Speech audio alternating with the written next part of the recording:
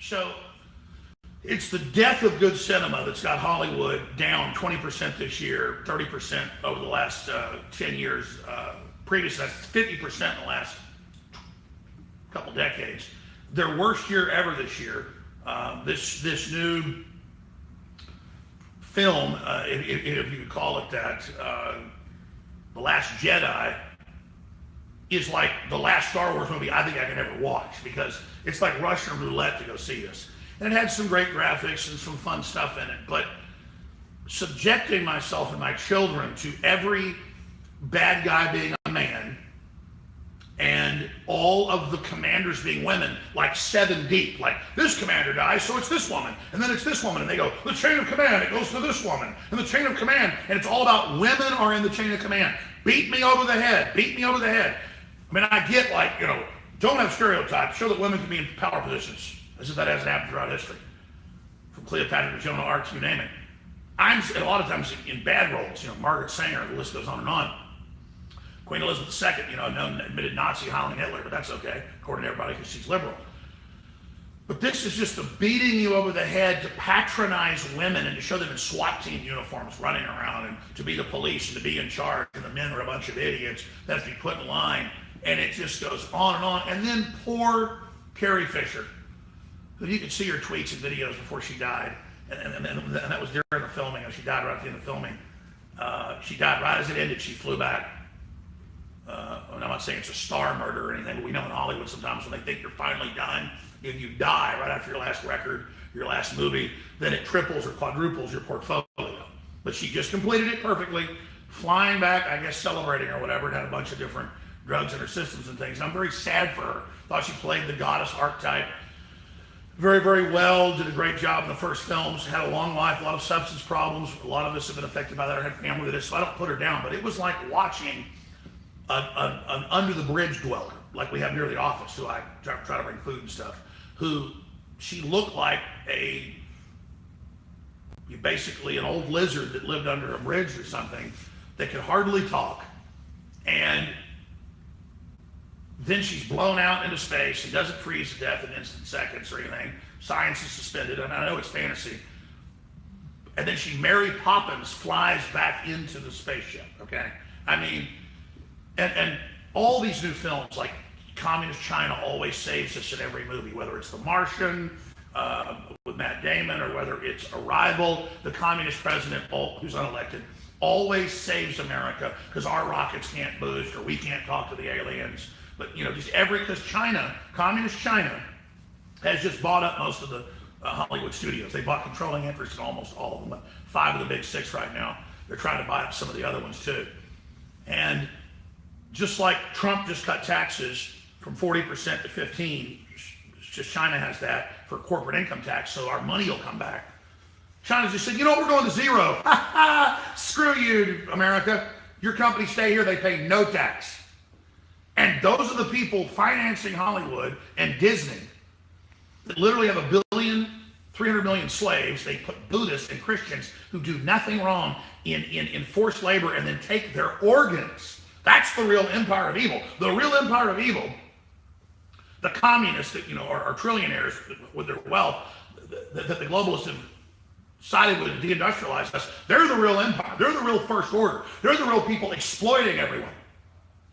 But in it, it's like the Western capitalist pigs have to be dealt with, and they're wrong. And it's wrong that America, because America's like the first order, is selling weapons, so they blow up this casino rich person city. So it's even got class envy and communist Marxist class warfare from horrible, rotting, demonic Hollywood sold out to the communist Chinese. I mean, it is just savage, anti-family. Nobody has kids in the movie unless they're orphaned at a government orphanage.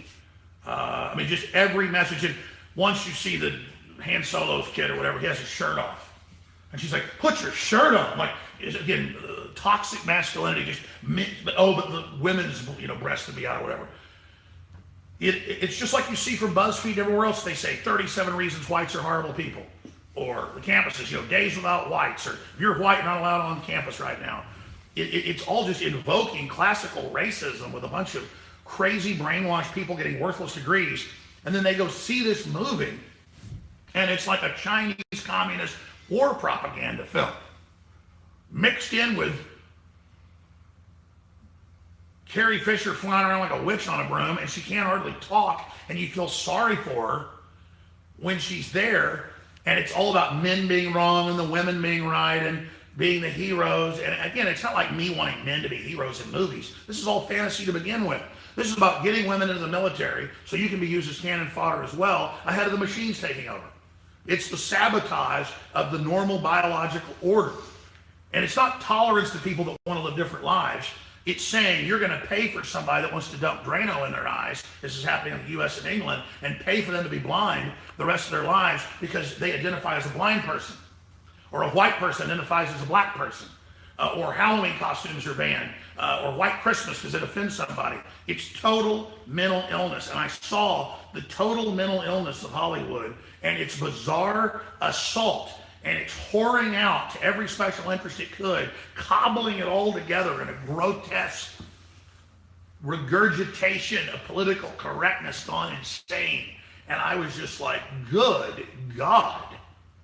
I mean, George Lucas did a terrible job with Jar Jar Binks in episode 1. Episode 2 was pretty good. Episode 3 was about a criminal government manipulating things to get its own planet attacked to bring in tyranny. It was a sophisticated analysis. And George Lucas said, this is an allegory. I rewrote episode 3 off of what I saw with 9/11. He was telling you, inside job. It doesn't mean that the desert planet attacking you doesn't have some bad people on it. It doesn't mean there aren't radical Muslims. It means the whole thing's being set up and manipulated. Like Trump's come out and said, Hillary is the mother of ISIS. It's all true. Of course we can crush ISIS now. We're not funding them like we were. So this is an anti-nationalist, anti-family, anti-male, anti-human, anti-female, putting them all as not just military, but the enforcers. Just like in the Maoist revolution, it was mainly women at the colleges and things that were the enforcers that themselves would attack you if they caught you slacking off or whatever. And even heroes of the rebellion, even the black male, who's the hero of the last film, what's his name, Ron? Finn. He isn't good and is tasered by the Chinese woman. She catches him trying to not serve because he thinks the women over him are bad, and she's there as a house slave. She catches him, and that's what modern feminism is. They admit this. Is the Romans would go into Gaul, that's France, or Germania, that's Germany, or the Visigoth areas. That's where you see the country of Austria being today, and the other Goths that went over into what is Switzerland. And they found that, and there were manuals written on this that were later put into Latin and then used in the sugarcane fields and stuff in the Caribbean to control black slaves mainly. It was republished in the colonies in the 1780s, and I've covered it before. You can look it up online, but it's in Latin. It's been translated in an article, I think. Was it Thomas Sowell? I forget who put the article out. The point is, it's translated then finally into English, and it goes all the way back to the Romans 2,000 years ago. They said, we go in and we kill all the older males, and we take males 13 or so younger, and we can keep them sometimes, but we've got to take the women, put them in charge, and then take a few of the young boys as examples. They don't do exactly as we say, and then we kill them. We torture them to death in front of the women. And we've got to pick a boy out of each group we do this to, of every couple hundred or so, to torture in front of the women, put them between horses, rip their arms and legs off. This is Roman men doing this.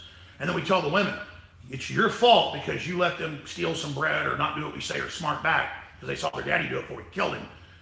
You are going to keep them in line or we're going to kill them. Well, the same thing was then done. They'd pull up a slave ship. They'd single out some of the men, some of the boys, kill them and say, women, you're in charge. You keep them in line to protect them. And they found women would go into a form of Stockholm syndrome.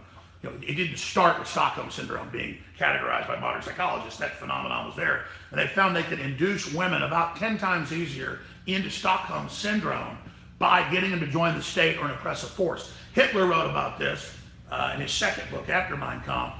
He said, first you get the women, then you've got the children, so follow the men. First you get the women, then you've got the children, so follow the men. 80% of advertising targets what? Women. Even if it's a man's car, they target women with it for what women think you should have.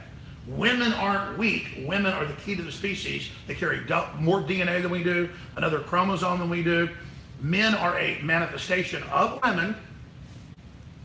You know, they talk about Adam and the bone out, you know, to make Eve. Well, the point is that you can see that as an allegory in the Bible or however you like it. The fact is the genetics, women are taught you're separate from men and boys when we're all one species, just like every other mammal group or any other species that's male and female. And imagine AI, spiritual evil, whatever this is that's running it, it's truly anti-male and female against all your grandfathers, all your grandmothers, all your ancient ancestors, everyone forward. It is a total assault on that. And Rogue One, you know, the heroes are women, whatever, but who cares? You know, it's an agenda. But when this becomes, the agenda becomes so sick, so beating you over the head, so extreme, for those watching us on YouTube and Facebook, why do we even subject ourselves to this? I mean, I think I finally went just so I could do this review. And it's not even worth an HD review or even turning the system on or having crew put together a piece over 2 days. It's not even worth it. Even though I've done reviews.